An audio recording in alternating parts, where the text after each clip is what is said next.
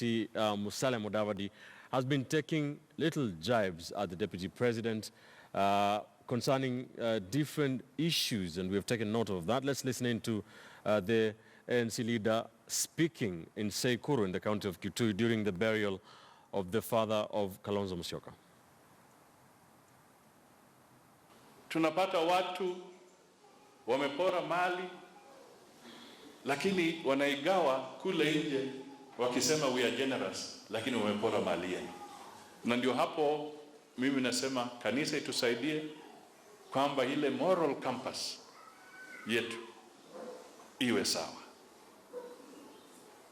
Ukiwa uko hapa kwa ndugu Kahudhia, nikitoka kule na nimechukua sanduku la wenyewe limejaa nguo, nikimbie niingie hapa kwa kanisa,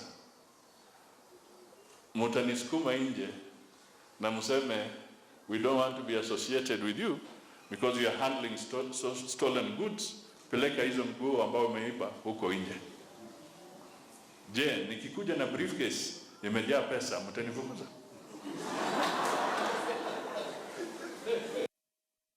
He recently reinvigorated ANC leader Musalia Mudavadi, their self-proclaimed leader of the opposition.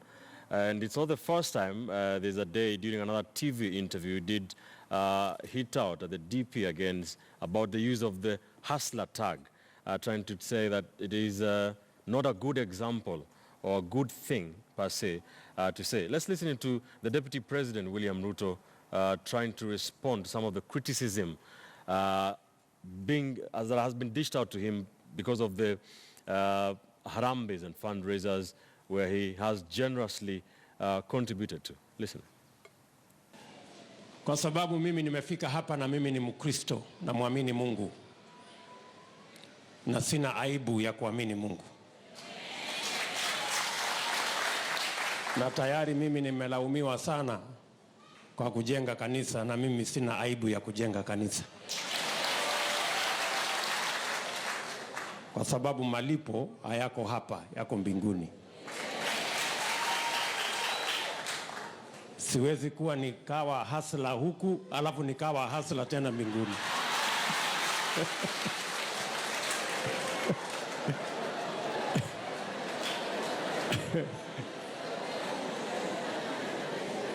ama namna gani? Sasa nitakuwa tu hasla huku, lakini kule mbinguni najipanga kweli kweli. All right, so there are two issues principally that are coming out to the fore here, gentlemen, and that is number one, the issue of fundraisers and harambes and how much money goes into that and how much this plays out in the conversation about corruption. And then there's a political issues, the politics playing out here. Of course, ahead of 2022, everybody trying to come out on tops in terms of sound bites, what we call sound bites in the press. Dismas, let's start with the issue of fundraisers. Where do you stand in this? Well, is there anything wrong with what the DP does? Well, during the 24 years of President Moi's administration, fundraisers were the norm. It was the order of the day. There was a rambe practically for everything. But when Kibaki took over, he gave it a wide berth. Actually, very few times did Kibaki attend fundraisers. And the reasoning was that the more fundraisers you have, the higher the appetite of selected public servants to engage in corruption. Because they have to get this money from a particular source. And now this comes to what Musalia Mudavadi is talking about. And in my view, we shouldn't be looking at this, that it's Musalia Mudavadi versus William Ruto boxing. It's an issue of a bigger national agenda. That when you've got politicians who are very generous, giving truckloads of money every single day, would it not be prudent for them to declare the source of their wealth? Because I've seen comparisons being made with some of the most profitable companies in Kenya. That if you have a leader who gives more money, more than, the biggest company in Kenya, from their CSR budget, would it not be prudent for them to tell us, this is the source of my money? And if he's a very successful businessman, shouldn't we expect him to transfer the same skills to the running of our national treasury or running of the national government so that the national government is not in a crisis? And I think those are really the main issues. That what is the source of this money? That's number one. Then number two, and this is the tricky bit, that these fundraisers go to projects which are actually supposed to be public goods. Like for instance, to schools, to healthcare facilities, you want to put up an hospital in your village, you invite a political leader to come. You want to put up a school, you invite a political leader to come. Right. Never mind that these resources have actually been provided for in the national budget. And you know, if you continue with this trend, then there's a very high chance that the government may decide not even to allocate resources for the public goods, because they know if there's going to be a vacuum, we are going to get politicians giving up this resource. And I think those are really the critical issues that our politicians, be it Musalia Mudavadi, be it Ruto, be it Uhuru Kenyatta, as a step of good faith, right, maybe they should declare their resources, they should declare their wealth when they're going to the National Assembly or when they are seeing political office, and then so that we can track. Right. Because you see, a million statements have been made, or rather, there are allegations of corruption, there are allegations of corruption. That's what we need to focus on. And last thing on what Musalia Mudavadi has said is he expects religious leaders in Kenya or churches to condemn corruption, which in my view is a very tall order. Because most of these churches, they love it when politicians go in. You know, politicians go in, they leave you with truckloads of money, and those religious leaders are not accountable to anybody. If you do a fundraiser today, you raise 100 million, you keep it in your pocket, the congregants or parishioners will never ever come and ask for accountability. Right. At some stage, the Catholic Church came up and said, we will not be accepting donations from politicians. I don't know what happened. And I'm a member of the Catholic Church. But sometimes I begin to wonder whether or not our priests are doing the right thing. And I know, you know, the Bible says many things about casting aspersions on your religious leaders, that you may actually go to hell if you start doing that. But I think it's important for our religious leaders to point us to the true direction. All right. That if people are coming to church, yes, with unexplained wealth, please ask them to declare their resources. However, again, there's another verb another verse in the Bible which says that the wicked and everybody else, they can actually collect money and then they put it into good use. I'm not very fluent on those verses, but I think it's somewhere. But really, the core, the crux of this matter is our Article 10 and Chapter 6. Okay. That when public servants are making these truckloads, can they give us the secret to their business success? All right. And can they transfer the same to the management of public affairs? Mark, so what this must is saying that politicians are corrupting the public with money through Harambes to fund projects in the community. Do you think that the president should ban Harambes by state officers? First, let me save Dismas from the gates of hell. Number one, there is no scripture that says if you criticize any leader, you will go to hell. And number two, the very difference between Martin Luther and the Catholic Church was the idea that you could pay for forgiveness. So for about 800 years plus, the history of the world reads correctly that forgiveness is free, it is not paid for. So do not worry, Dismas, you are not going to hell at all for criticizing the Catholic Church. I'm glad for that. Yes, that being said, I think the president needs, not even the president, the legislature needs to pass a law against fundraising for things that the government should provide. We should not be fundraising for hospitals. We should not be fundraising for schools. We should not be fundraising for things that the government is supposed to provide based on the fact that they collect taxes from us. So that is double taxation. It is also pretentious for you to hold the reins of power, for you to hold the reins of legislation, the reins of budget, to go around then fundraising for such projects. It does not make sense. However, I totally support fundraising for things like research, for things like churches, to build community centers, which churches are supposed to be, not places for people to go sing songs once a week. If it's an amenity that is useful to society, those I support, because they're not, there's no other way really to build them other than the charity and benevolence of people. But the elephant in the room is our president and deputy president promised us that they will start lifestyle audits, and number one on that list was to be His Excellency Uhuru Muigai Kenyatta. Number two was William Ruto. Number three was Raila Odinga. I do not understand why this has not been done, because they would save us this drama that we are seeing between Mudavadi and the deputy president, because the deputy president would have come out by now and we would know whether he has resources that compete with Safaricom's CSR budget or not, and whether it comes from his own business acumen or not. So we need to have conclusive conversations. And this is the problem that I have with this country, that we keep casting aspersions and no one has the kahunas to be able to go in front of the public and say, I have document A, B, C, D to show X, Y, Z really happened. I think the time for innuendo and things like that needs to stop. If you're going to fight corruption, let Mudavadi and everybody else table before the Kenyan people what exactly Ruto has done, because it's not helping us to go around the proverbial mulberry bush without any fruit in our hand. Number two, I must congratulate someone who quit our ranks as a political analyst to go serve as Secretary General of a party called ANC, One Barak Muluka. He seems to have infected Mudavadi with a bit of wisdom, because Mudavadi is playing very clever politics. Mudavadi has realized that there is a gap. There's no one criticizing Jubilee, and there's no one pointing out the errors. And he's exploiting it to the core. He has been in the news every week for the last almost 6-7 months, talking about sugar, he's talking about corruption, he's talking about every issue that is on the table in this country. And that's smart politics on his part. And I must congratulate his advisors on that. However, there is something that he needs to work on. He needs to work on his delivery and his ability to provide evidence. Nuance can only carry you so far, but you need to be able to back that up with facts. All right, we're coming back to the political jibes. Hesbon.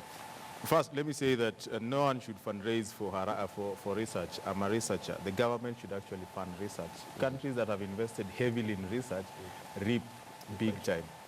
Now, secondly, I think I just need to focus on the Harambes and what Mudavadi is saying, and the elevated position that has been given here by Mark, that he's criticizing the government. I would expect him to be constructive in his critique, not criticizing of the government. Now, I was born, I went through school up to campus. Mudavadi was a member of parliament. Harambes were there.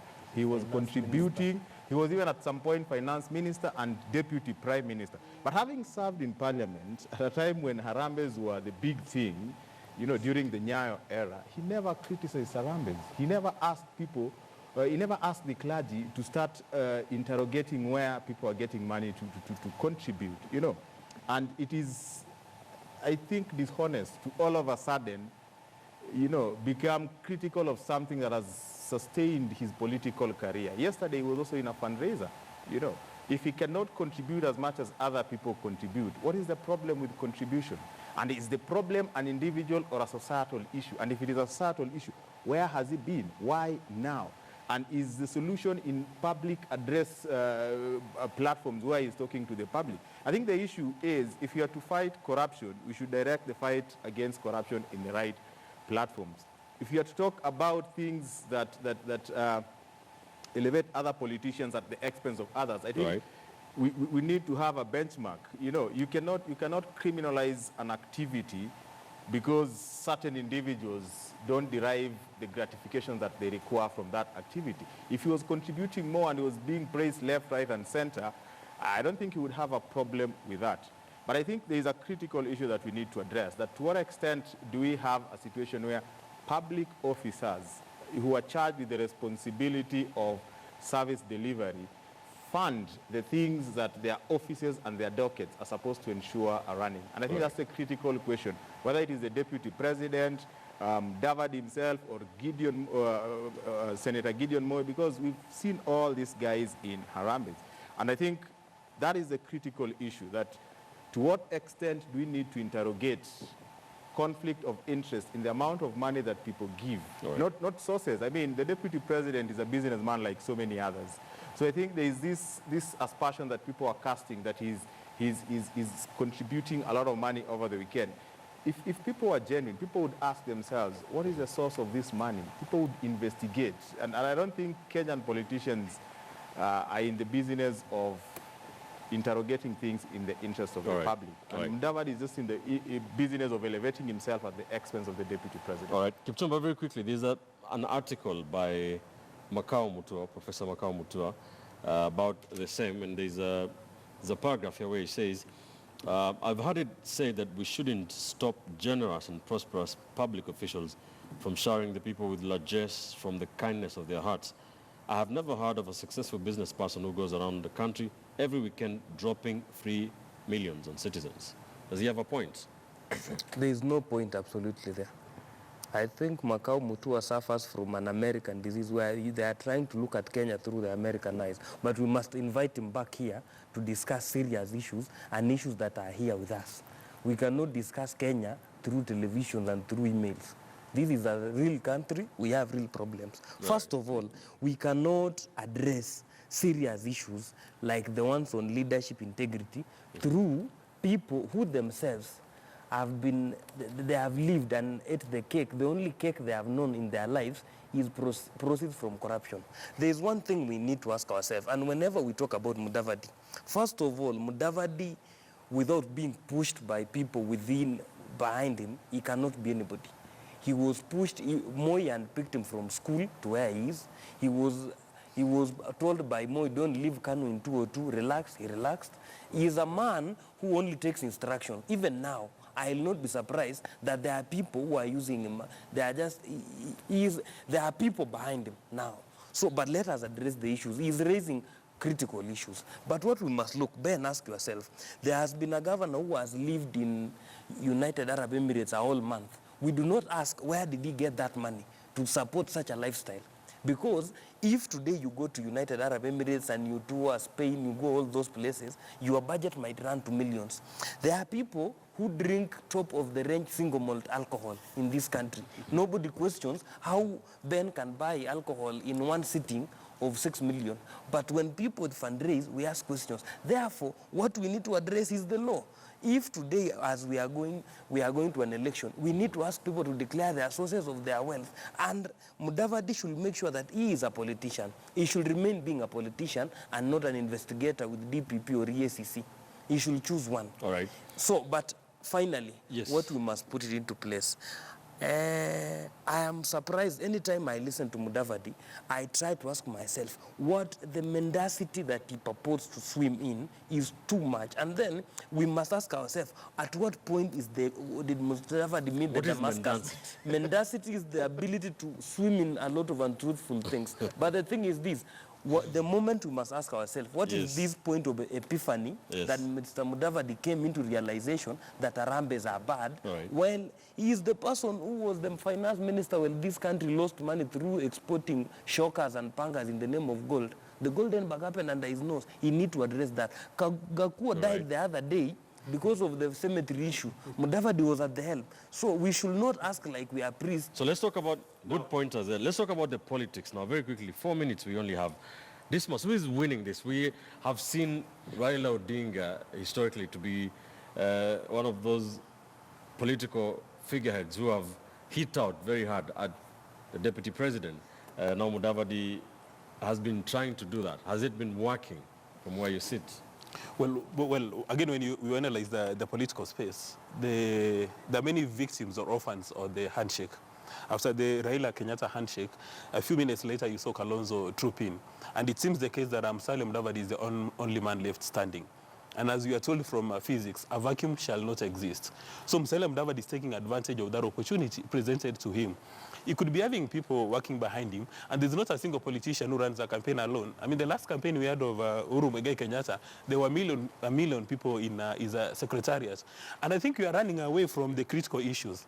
The critical issue here is not that we should ban Harambes or Harambes are bad. The critical issue people are asking is, the money you're giving these Harambes, where is it coming from? Is there a chance that you are a successful businessman and you are sharing this money with Kenyans? In that case, we give you a pat on the back. Right. But is there a chance that this money is coming from taxpayer resources? You know, that's the critical issue.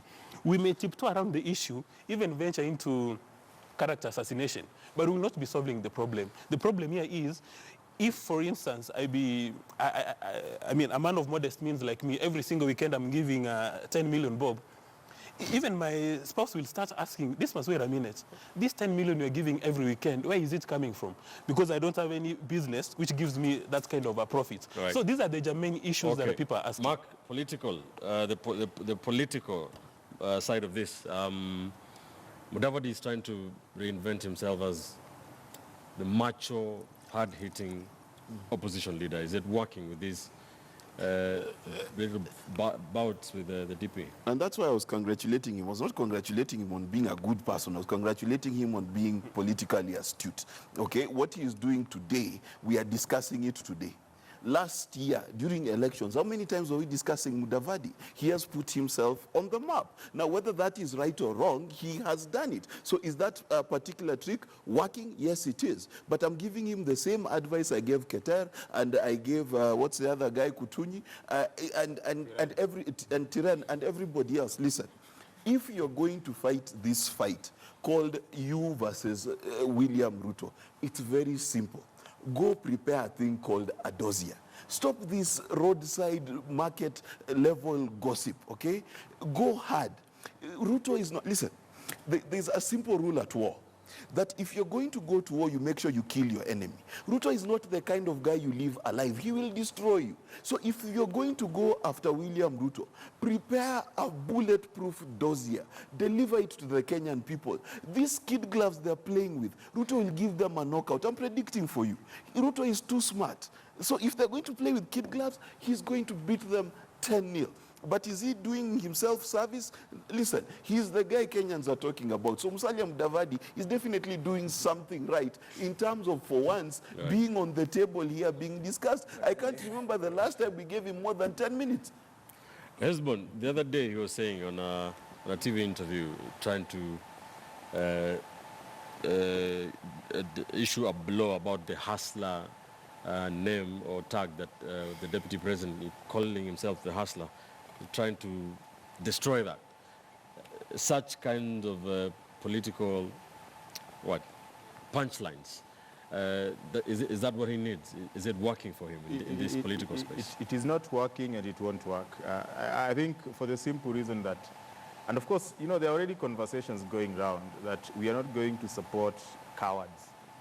You know, there are people in Western Kenya who think that he's coming so seriously as a political leader, and there is a likelihood that he might inherit Raila Odinga's political capital. And there are guys who are very uncomfortable with that. And you'd understand, when people say that you're not going to lie low and allow cowards, you know, to take lead, it is Mudavadi they are referring to.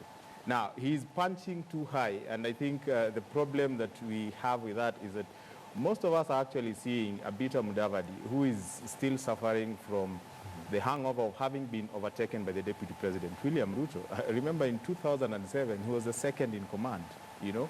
He was Raila's running mate in that constitutional order. And then, before he even realized, before he even assumed that position, Ruto was already a national figure.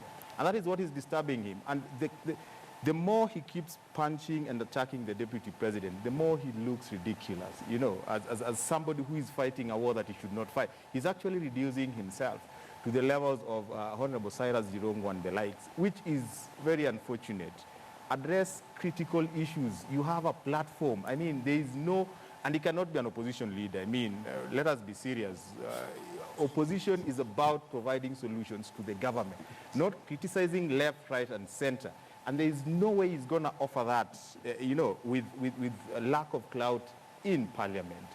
Opposition still remains a constructive voice. And even if Raila and Kalonzo are working with President Uhuru Kenyatta, they made it clear that working together does not mean unanimity. Is so trying too hard to be the Jeremy Corbyn of Kenya? Yes, and you see, it needs to come from reinvention. The moment Mudavadi is the one addressing these things, we'll be asking ourselves, you know, you cannot reduce yourself to a point where you are doing what your foot soldiers should be doing. And I think that is exactly what Mudavadi is doing. Yet he has a very big platform. You know, we should be talking about him.